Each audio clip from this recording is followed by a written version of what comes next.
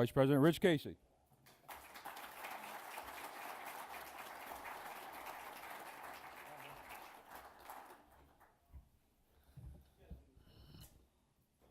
Thank you. Wow, am I going to lean over the whole time? I see that. I see that.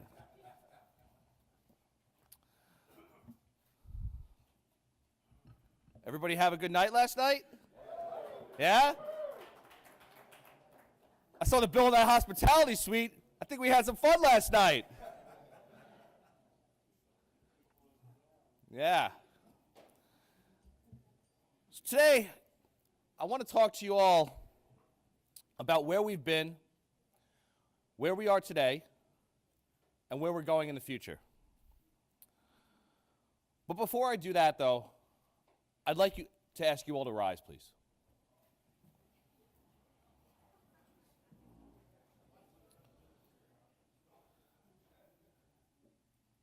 And I'd like to ask anybody with less than 5 years of past service to please sit down.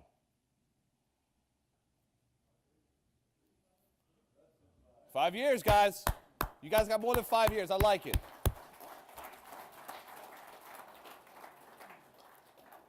I'd ask anyone with more than 10 years to keep standing, and everyone else sit.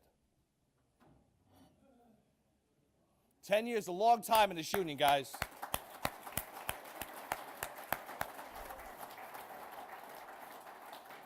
If you got 15 years, keep standing. Everybody else sit down. Right? 15 years. I mean, we got a lot of 15 years plus here.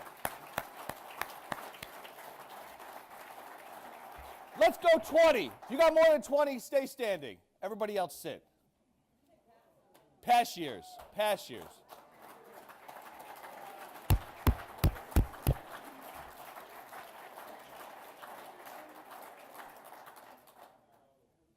Who's got 25? Keep standing. Everybody else sit down. 25 years. You looking at this?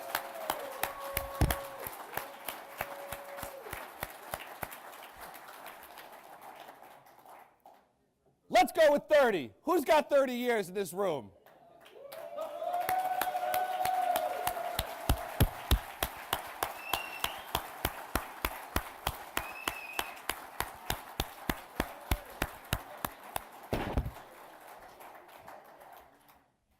How about 35? Who's got 35 years plus? Stay standing.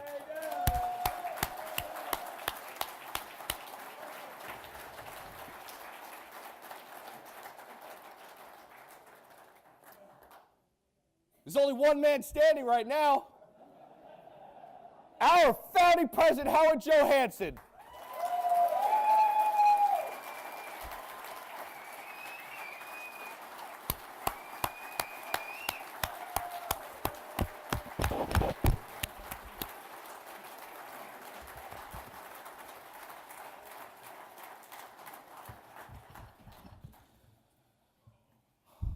I myself am honored to be with this union for 14 years.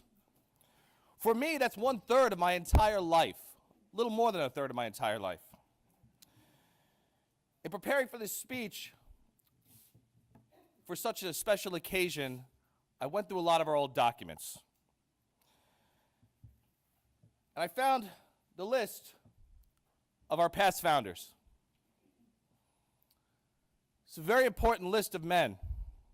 I wish there was some women on there, but this is a very important list of people. These people helped found what we have here today. And although they are not here today, they are definitely here in spirit with us. You know, 40 years is a very long time. We have had some amazing fights. We've had some amazing fun. We've done some amazing things in the aviation community. 1977 was an interesting year. In that year, the first home computer that contained a keyboard, a screen, and a tape storage was presented to the public from Commodore. and sold later that year. Apple Computer was incorporated that year. Jimmy Carter became our 39th president. Elvis Presley held his last concert in Indianapolis. The Bee Gees released the soundtrack to Saturday Night Fever, which would become the best-selling album of all time. George Lucas dropped Star Wars on us. And our great union, the Professional Airways System Specialist, was founded.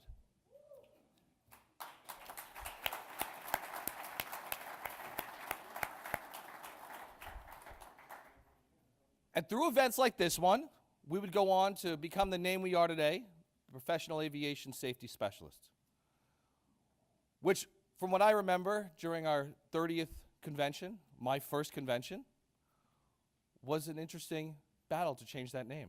And I am so glad we did. It's a more inclusive name and represents who we all are. During our infancy, on a very cold morning in February in Chicago, our founders met in a room no different than this one here. They came armed with determination and gumption. And a group of more than 50 airways facilities technicians met at a Ramada Inn. They brought with them concerns and issues from all over the country with a desire to improve their working conditions. Exactly the same things we're doing today. The group soon learned that they all had the same problems. You see, at the time, we were represented by 11 different unions across the country. We were not one single union in 1977. And unfortunately, at that time, the men and women that worked in the NAS were not being provided with a satisfactory level of union representation. So great men like Howard Johansson and Bud Long and the rest of our founders, they knew that they could never make major wins if they were fighting separately. They knew that they had to get everyone together and fight in the same direction. So they did just that. And let me tell you, this scared the heck out of the FAA. I want to read a quote to you from 1977. The FAA is aware that if PASS becomes the representative of AF technicians, the cozy relationship between management and other technician unions will be over. In other words, the FAA's honeymoon with the AF sector employees will come to a screeching halt. You see, they were terrified of us. They were terrified that we were going to get together and figure out that if we banded together, we would be much more powerful than split apart. It's one of my favorite pictures.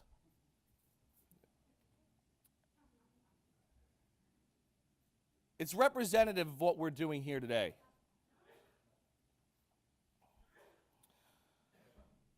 They knew they would be no match for us if we stuck together. And our message was clear then as it is today. We will organize our bargaining unit and protect the wages, hours, and working conditions of the men and women that we represent.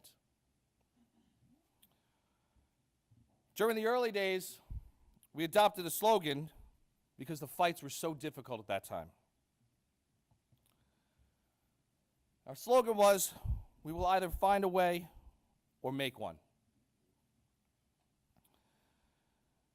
The men and women who came before us, they knew it wasn't going to be easy. They knew they had a hard fight ahead of them. In fact, they knew it was going to be an uphill battle in everything they did because the agency refused to recognize us in those early days. But they knew that no one person could fight these battles alone. We had to do it as a team. Our first president, Howard, said this: "It's time to remove ourselves from a state of second-class citizenship to a state of true professionalism." And Howard, my friend, thank you for doing that for us.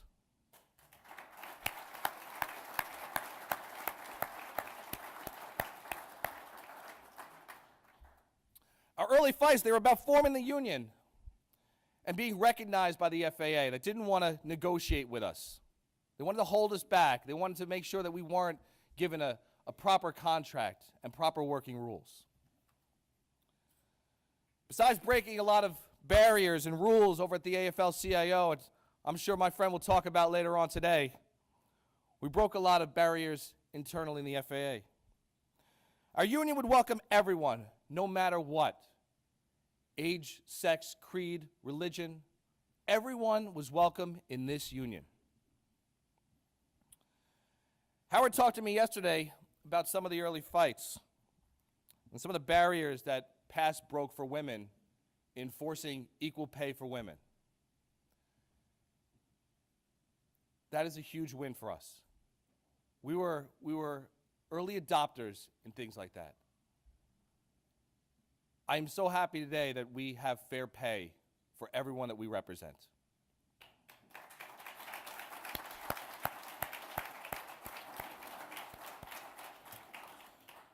And I'm honored to be part of an organization that treats everyone fairly and equally. You know, as I wrote a lot of this, I was reminded of my family history. I don't think anyone in this room except my wife in the back has met Mrs. Casey. Miss Casey, the other Mrs. Casey. Ellen Casey. You know, my mother is a fighter, and she, a lot of the reason I am the way I am today is because of her, good or bad. But I remember a story about one of her early jobs. She was working at Columbia Presbyterian Hospital in the Bronx. She was covered by the SEIU union at the time, 1199. And it was the 70s. So a lot of stupid rules in the 70s, unfortunately. And a rule for them was women can't wear pants to work. And when I remember the first time she told me this story, I laughed so hard. So what do you mean you couldn't wear pants to work? And she's very serious. She said, no, they wouldn't let us. They would not let women wear pants to work. They said, you must wear skirts, you must wear dresses. So my mother, being the person she is, she got her group together. And she talked them all into wearing pants to work on a Friday. And they all walked in, and she was pulled aside because they knew who was leading the charge here. And they told her, this is the last day you will do this.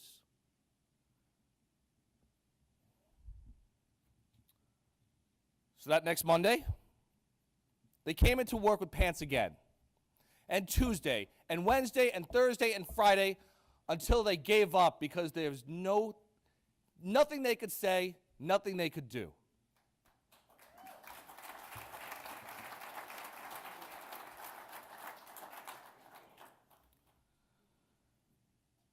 Mrs. Casey taught me, like I'm sure a lot of you have been taught, when barriers are in your way, you go around them, you go under them, you go over them, and sometimes you go straight through them if you have to.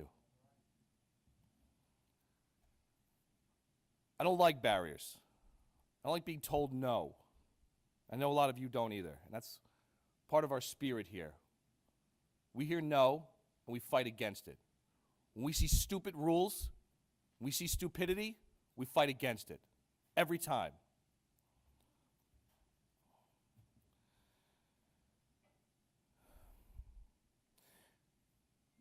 Great men and women over the years have continued to meet at conventions like this. We are here today to do the work of the supreme body of PASS.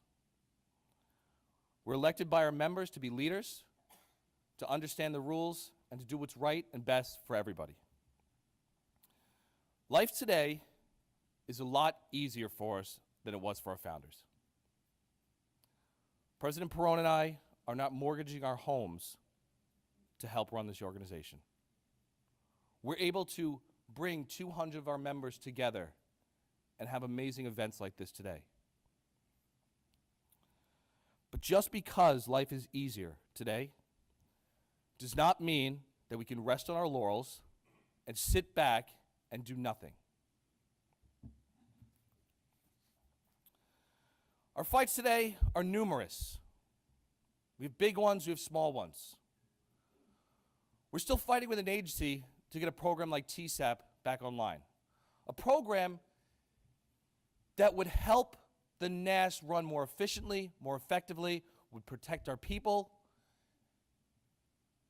and would ensure more of a just culture like airlines have, like controllers have, and like a lot of other aviation community workers have.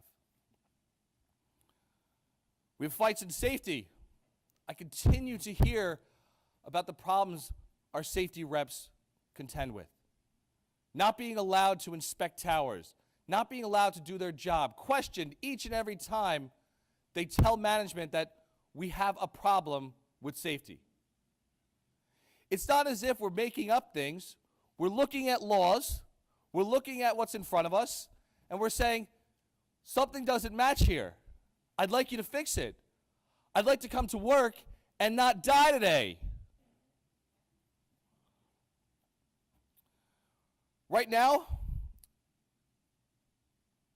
there are challenges and attacks on public employees every time. I see them every day when I open up a newspaper. Every day we are getting attacked because we're federal employees. They want to take money away from us. They want to reduce our staffing. I'll tell you this, I don't know of one person in this room who can say they've got adequate staffing in their facility.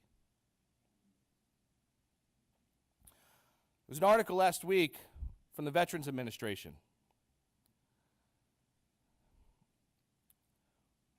that I want to talk about. You see, when we had our board meeting the other day, the RVPs, they shared some information. They talked a lot about the increase in discipline they're seeing out there. It's terrible to hear that we're trying to find ways to discipline employees who don't need it. I mean, clearly there are times when discipline is appropriate. But sometimes removal for first offense on things is not really an option. It's a stupid thing to do. So when I read articles from the Veterans Administration that talk about wanting to publicize discipline of their employees, I get so annoyed.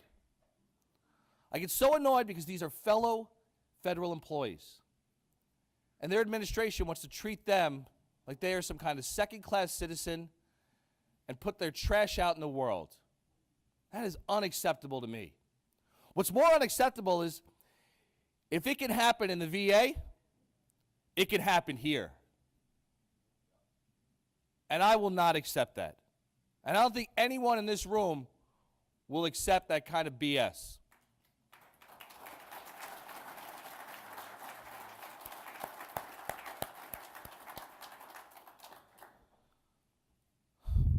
We have fights ahead of us. Flight Standards are doing a reorganization. We've all been part of reorganizations before. These things don't go smoothly. Right now, this reorganization is going to upset the past structure, possibly. So we will be diligent, and we will fight to maintain what we have today and fight for more if we can get it. Our biggest fight, and President Perone, talked about this just before I got on stage. Our biggest fight right now is in privatization. We have seen this fight before. This is not a fight that's going away easy. There's a long list of people who are supporting our position on privatization, a very long list. NASCAR is anti-privatization. I saw that on the list and I didn't understand why they were fighting it, but I like their position. I really like their position a lot. We've had to drag unions along with us, get them to understand that this is a raw deal for us. We've had to pull AFSCME and pull PACE and pull LIUNA, much smaller unions than the FAA, but much larger unions than us nationally. And we've had to pull them along and say, this is a stupid thing to do. The list of people supporting this is long. And when I look at this list, one on that list really stands out to me, and it's the FAA's Managers Association. I love that the FAA Managers Association is smart on this issue. They know this is dumb. They know this is bad for business.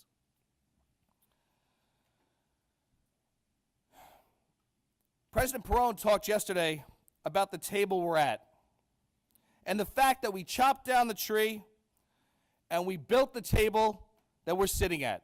Well, I will go one step further and I'll say that PASS planted the seed for the tree that grew for 40 years to chop down that tree.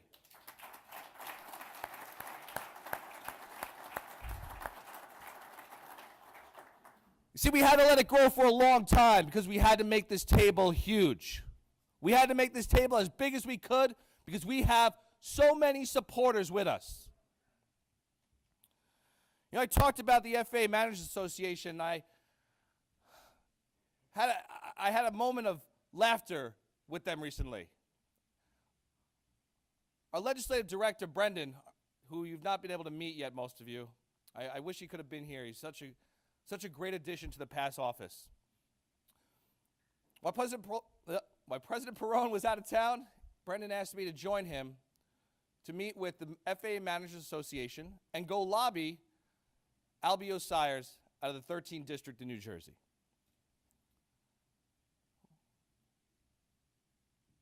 I remember sitting at a table in the cafe in the Congressional Building, getting a coffee with Brendan, and having this manager sit down at our table and begin talking about our positions and what we're going to talk about in this meeting. I cannot remember for the life of me a time when PASS has lobbied with management on an issue. Not like this. Maybe a technical issue, maybe something about NextGen, but man, this is a first for me. I just couldn't believe it. I was shocked. And there's an old adage that goes, the enemy of my enemy is my friend. And in this case, it holds true. This fight, it will end. I am very hopeful. I am faithful that we are going to win this and stave off privatization of the NAS. There are so many people fighting for us. Our president is tirelessly working on the road, talking with members about what's going on, getting them to call their members of Congress, getting everybody yesterday here to call their members of Congress. This is how battles are won. And once this battle is won, we will go back to our other fights and take all this energy we have in this one and go back to fighting safety issues. Go back to fighting stupid rules that the FAA imposes on us sometimes.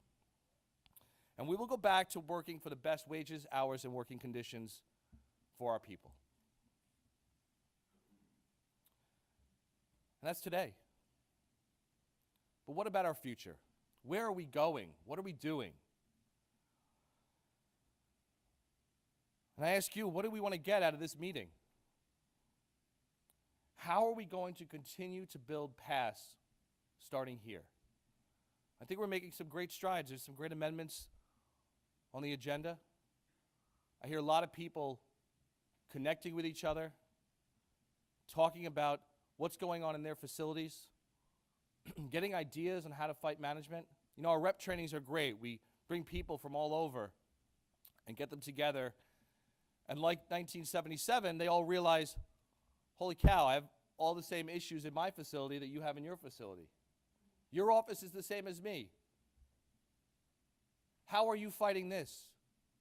How are you fighting overtime issues? These are the questions we should be asking each other. I think we should be having some fun while we're here, for sure. But we got to work our butts off if we're going to provide the best for our people.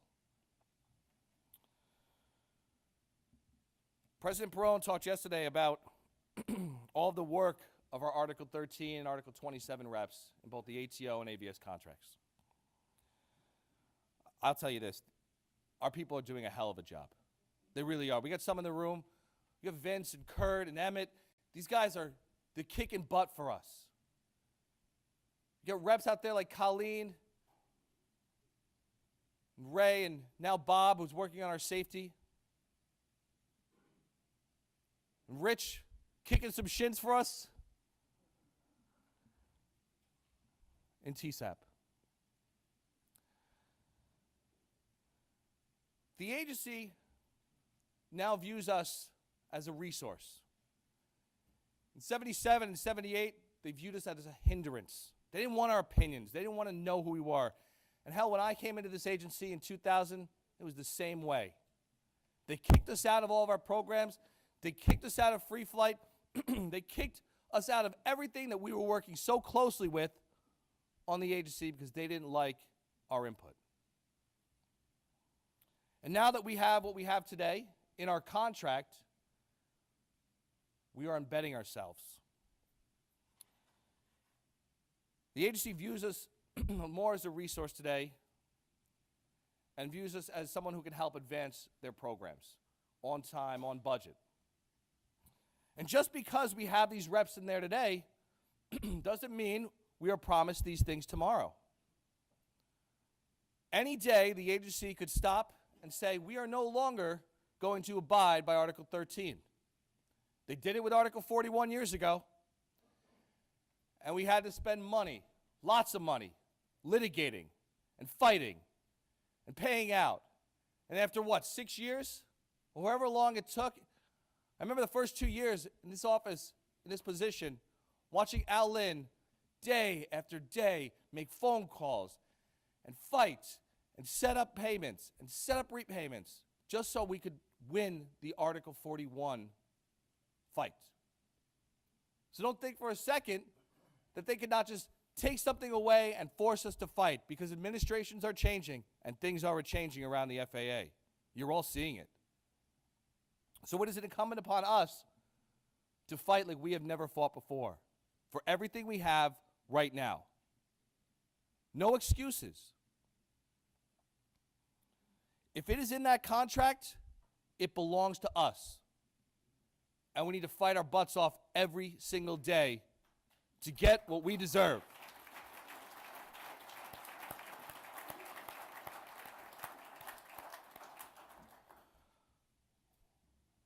With these programs, we don't need to just be there. We need to embed ourselves so deep that they can't get us out of there. We need to become indispensable, indisposable. We need to become everything they need. We need to become the experts on everything.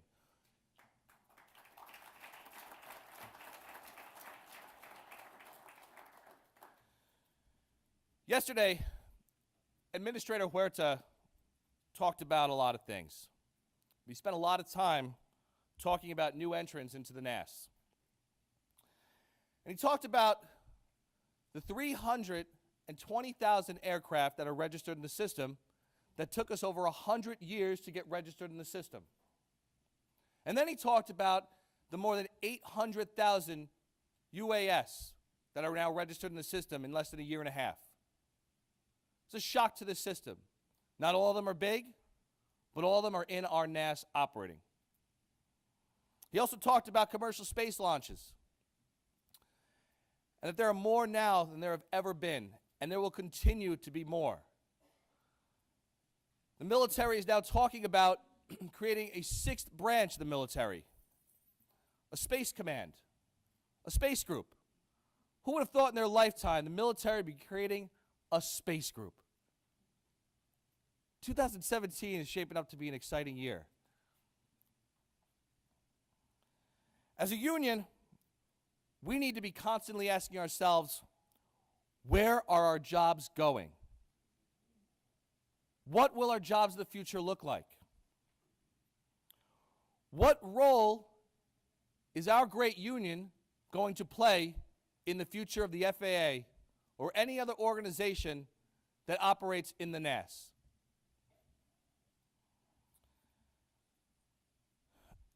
Our motto states that we will either find a way or we will make one. We will figure out how we fit into the NAS.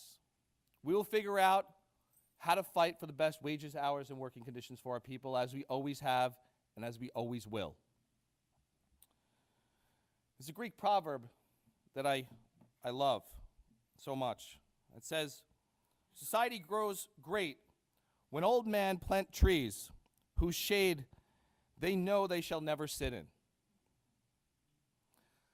Our founders planted those trees for the shade we sit in today. Our lives are easier than they had today. They had the foresight to start us on a path that got us to this point today. I, like you, I'm so thankful that this was started for us. I really am.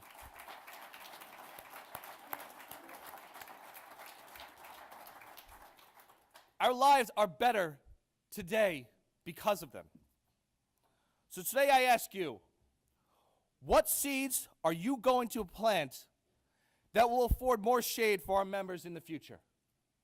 What are we going to do here today and tomorrow and the next day to build on what we have right now? Now is not the time to rest under the shade of these trees. Now is the time to continue the fight and plant new ideas for the future. I'm so honored to be your National Vice President. I'm honored to fight along each and every one of you every single day. And I'm excited about what the future holds for all of us. Gains like the one PAST has made require a team mentality. No one of us can do it. We have to do it together. So with that, I say thank you to all of you for all the hard work you're doing to make life better each and every day for the members we represent. Thank you.